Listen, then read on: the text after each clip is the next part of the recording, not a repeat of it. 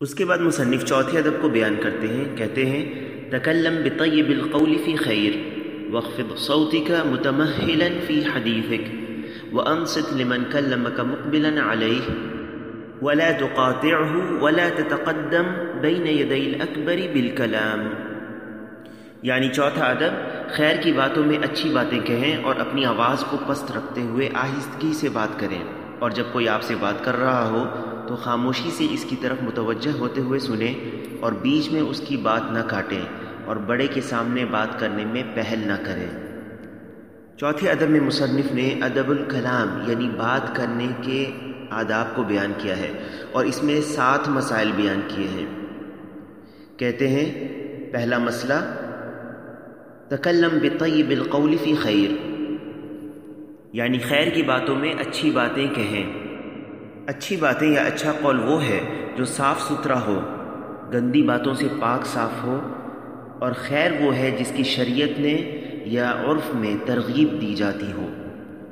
خیر کا معنی ہے ما رغب فیہ شرعا او عرفا، یعنی شرعن یا عرفاً جس کی ترغیب دی گئی ہو۔ اور اللہ کے نبی صلی اللہ علیہ وسلم نے فرمایا من کان یؤمن باللہ والیوم الآخر فلیقل خیرا او لیصمت، یعنی جو اللہ اور یوم آخرت پر ایمان رکھتا ہے اسے چاہیے کہ وہ خیر کی بات کہے یا خاموش رہے۔ لہٰذا بات کرنے میں ہمیں یہ حکم ملا ہے کہ یا تو ہم خیر کی باتیں کہیں یا خاموش رہیں۔ دوسرا مسئلہ، مصنف یہ کہنا واخفض صوتک، یعنی اپنی آواز کو پست رکھیں۔ آواز وہ کلام ہے جس سے کوئی اپنی بات لوگوں تک پہنچاتا ہے، اور خفض الصوت یعنی آواز کو پست رکھنا، اس سے مراد ہے کہ آواز کو بلند نہ کرنا، الا یہ کہ چند استثناءات ہیں جہاں پر آواز بلند کی جا سکتی ہے، جیسے تعلیم کے لیے یا خطبے کے دوران لوگوں کو سنانے کے لیے، لیکن عام طور پر بات کرنے کے دوران لوگوں سے اپنی آواز کو پست رکھیں گے۔ تیسرا مسئلہ، مصنف کا کہنا متمہلا فی حدیثک، بات کرنے کے دوران آہستگی سے بات کریں۔ آہستگی سے بات کرنا یعنی آرام سے بات کرنا اور جلدی جلدی الفاظ کو ادا نہ کرنا۔ اور اس کے 2 فائدے ہیں۔ پہلا یہ کہ کوئی شخص اس سے متوازن بات کو اپنی زبان سے نکالے گا اور بے لگام ہو کر اپنی زبان نہیں چلائے گا، اور دوسرا کہ اس کی بات سمجھ میں آئے گی کہ وہ کہنا کیا چاہتا ہے۔ چوتھا مسئلہ، کہتے ہیں وَأَنصِتْ لِمَنْ كَلَّمَكَ، یعنی جو تم سے بات کر رہا ہے اس کے لیے خاموشی اختیار کرو۔ انصات یعنی خاموشی سے کسی کی بات کو سننا، اس کا معنی یہ ہے کہ اس کی بات کو دھیان سے سننا کہ وہ کہہ کیا رہا ہے، اور یہ صرف سننا نہیں ہے۔ تو انصات کے معنی میں ہے اپنے کان کو کہنے والے کی طرف متوجہ کرنا اور اس کی بات کے دوران بات نہ کرنا، تاکہ یہ پتہ چلے کہ وہ بات کہنا کیا چاہتا ہے، تو یہ محض سننے سے زیادہ ہے۔